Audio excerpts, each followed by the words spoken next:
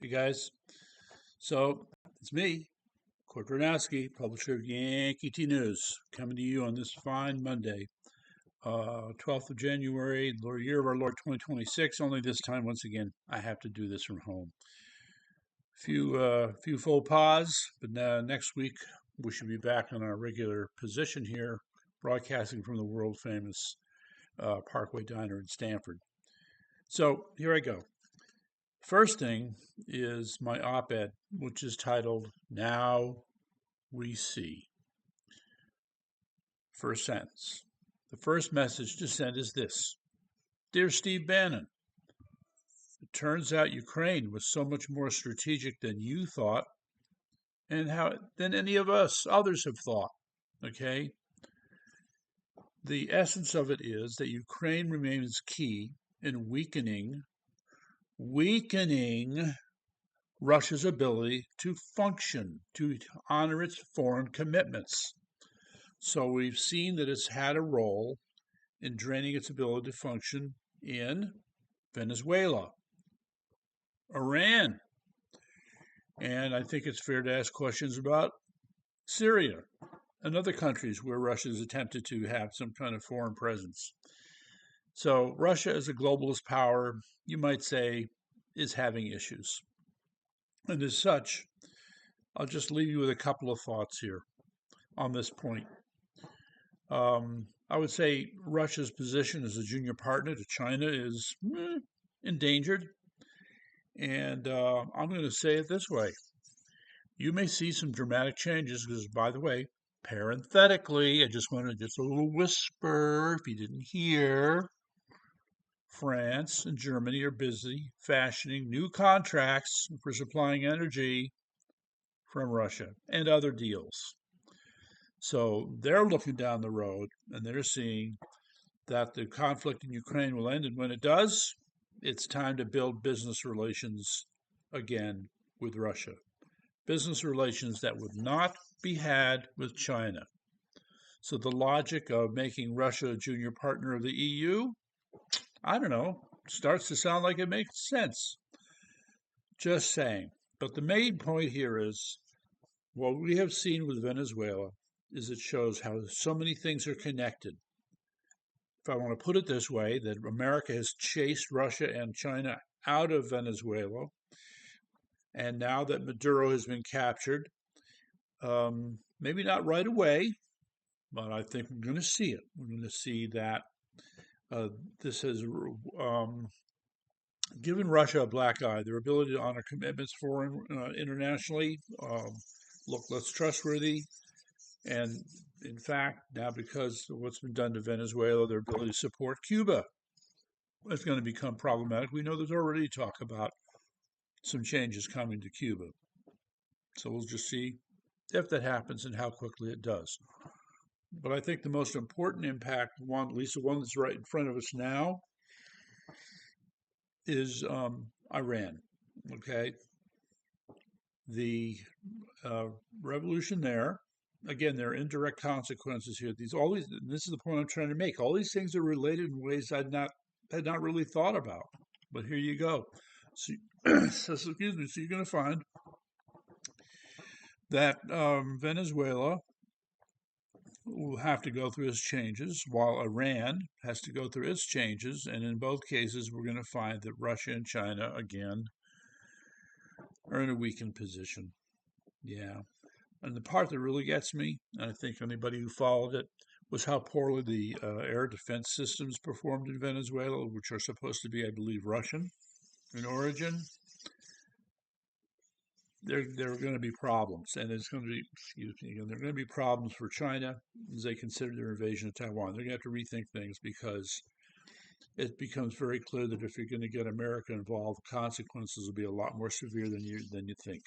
So that I would say is the essence of it. Let's see, what's the last point I want to make here? Yeah, there's still a lot of hard decisions to make. I mean, the sense is that we've gone into the beginning of 2026 in terms of America's foreign policy on a roll. Will it be sustained or not is another question, because you can see already with Greenland, all kinds of conflicts. And but we get mixed messages. We have one source that says Greenlanders don't want to be a part of America, and you got another source that shows the majority of Greenlanders want to be a part of America. And in the meantime, the Danish government just seems to keep be running interference for reasons that are not entirely clear. Anyway, so let's just move on from that. The issue here, all right, let me just take a minute to talk about Iran. We've seen some pretty dramatic changes. The problem is that the news kind of keeps blowing hot and cold with respect to what's happening. I think there's little question that the Ayatollah is sending out what military that he can, and that I think the latest report is about 650 people have been killed as a result of the protests. Others have put higher numbers up. And the other hot issue is who else is on the ground? That's right, ladies and gentlemen. I didn't say it, but I'm going to say it.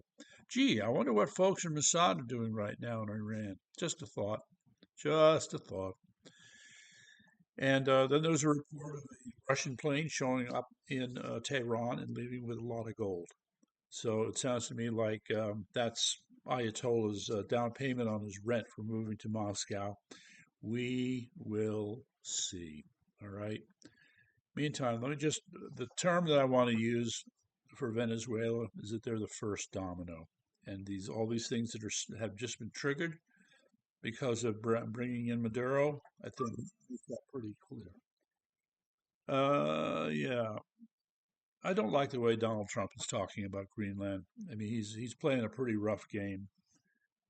And so the big thing is there's supposed to be a meeting this Wednesday in Washington between Danish officials and presumably folks from Greenland and Trump, probably in the White House. Hopefully that meeting goes well. And they've got some decisions to make, right? So we do have, I think the big thing is, I'm trying to remember the term that was used. It's Open Country Pact. Can't remember the term. But the point is that America has a set of working relationships, defined political, legal arrangements with, I think it's Palau, Samoa, and at least a couple other islands in the Pacific. And the argument is that this would be a model. Okay, I'd say that's a reasonable expectation. Yeah, okay. And let me just mention, because I saw this, Canada is very worrisome. Okay, this is our neighbor to the north. We're supposed to be tight with them somehow, but it doesn't seem to be working out quite that way. But the part that's really the worst is the sense that Canada is very much in decline. And they're in decline politically, economically, internationally, just not good. And I think there's this one story I have to share with you that summarizes the problem. Supposedly, now we know that Canada has a euthanasia policy. Well, euthanasia, a suicide support policy, maybe that's a better term. And in this case, the death doctor euthanized the wrong person. An innocent person died. Well, by the way, the euthanasia policies in the Netherlands, same things happened multiple times, so we shouldn't be surprised. And it just shows why it's such a horrible thing. But yeah, so it happened, and it just reflects the same kind of, what am I going to call it, stupidity, for lack of a better term. I mean, the underlying motivation, I think they would say it's compassion.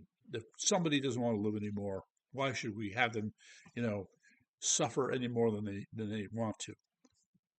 Okay, but then if you make mistakes like this, is that policy so smart? It is not. And it's the same kind of attitude that reflects how they think about immigration, the restrictions they have around their economy and their healthcare system.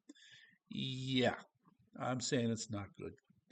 Anyway, the other thing that I'm still I'm sure as you people have been observing it, I'm observing it too, the scope, I mean, the sheer volume, the magnitude of what is happening in Minnesota uh, blows my mind. And we find that it's just proliferating right across the country. It almost seems like every state is to blame. And Jesse Kelly, God bless him, I like him, really wanted to rub it in. He said every one of these cases where you're looking at welfare fraud of one kind or another, any other way in which government money is being misused, which taxpayer money is being stolen and redirected, Democrats, Democrats, Democrats. And if there are any Republicans involved, they are minor partners who are just tagging along. That that's pretty much his argument. So I think already a number of illegals have been arrested in Minnesota. Some of this is related to the fraud, some is not. But there's just this deepening sense that something is fundamentally wrong, and all we're going to see is the liberal media fighting this tooth and nail. But at some point, the volume of information, the data, the evidence is just going to overwhelm them. And I don't know what we're looking at that point. It's so big, so bad, so awful, so destructive. I mean, what I would expect, and I think anybody else who's reasonable would expect, is that there would be a rethinking of how we go about prosecuting things like this.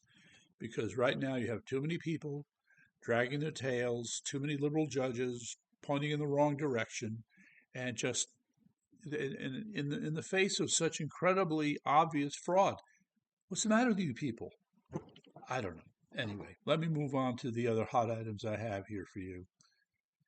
Oh, God, yes, the doomsday plane. I don't know if you read about that, but yeah, every so often we hear about the doomsday plane. So this is a specially developed, should I call it hardened, highly advanced um, plane intended to be used in the event of nuclear attack on America, and it's supposed to be able to survive a huge number of situations. Who knows?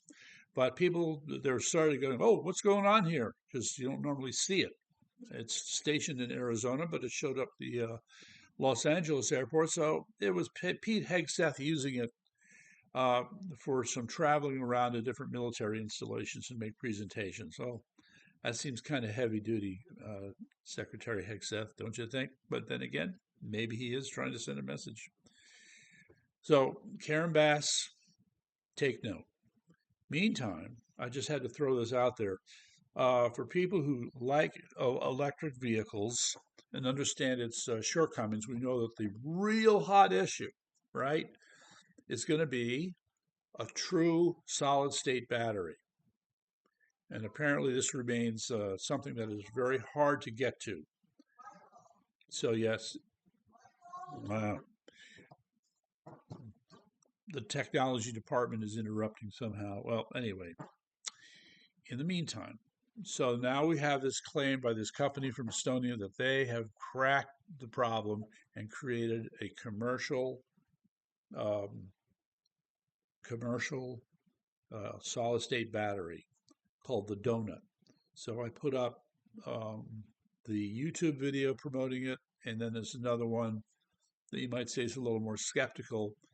And I just want to add, by the way, that when it comes to battery technology, you'll find that all the time there's yet another breakthrough that's announced in some laboratory, but time and again, they fail to commercialize it. They fail to make it competitive with the batteries that you and I use every day. So, oh well. Meantime, I like this one. So, in my readings, I came across this, and I think it was Dr. Naomi Wolf. She is a wonderful person and a feminist, too. I don't know, you can take it anyway, but she has put out a rather interesting thesis because more and more people have been talking about the fact that the number and the volume of angry white liberal women seems to be intensifying with each passing day. She put up a post that, for all intents and purposes, suggested they need to get laid. I thought that was interesting. I could have said that, but hey, we'll let her say it. And she might be right. So that's our take on angry white liberal women. They need to get laid. Now, another story here. This is kind of amazing. Okay, we remember the No Kings protests, which have sort of gone away. However, are you ready for this? Well, in excess of $200 million was raised for those protests. So I have the link that shows where this money came from. Yep, Soros was in there. Arabella Advisors was in there. Oh God, I can't think of the other names, but it's just, all these different organizations that have money to throw around, just piling onto this stupid concept of no kings. Anyway, you want to check that out. It's kind of embarrassing, in my humble opinion. So anyway, now I'm very disturbed because Tina Peters, we've been trying to speak up for her and get more attention to put to her and trying to put more pressure on that Governor Polis. And now all of a sudden, these huge global events blow up on us, and she's been overshadowed. She really has. Nonetheless, I did put up a link from late December on an interview talking about how she's being treated. So let's keep up the pressure for Tina, okay? All right, then I want to tell you about a special link, looking madness in the eye, okay? So from American Thinker, we have a piece that does its best to compile and summarize and make sense out of what's going on in the world, much like I try to do. So that's there for you. I highly recommend it. And then this one really got me. It's like a warning, ladies and gentlemen. If you're going to a hospital and you're dealing with a nurse, you might want to ask them where they got their degree from, because it turns out that there are 7,600 fake nursing degrees which have been issued, which was just discovered recently. So I have the link for that from somebody called Neon White Cat. But yeah, so those are the hot issues. There's lots of more I'll probably talk about, but I'm going to take a pass on it until next time. Hopefully, I'll see you in the hot seat in Stanford next week. Thank you.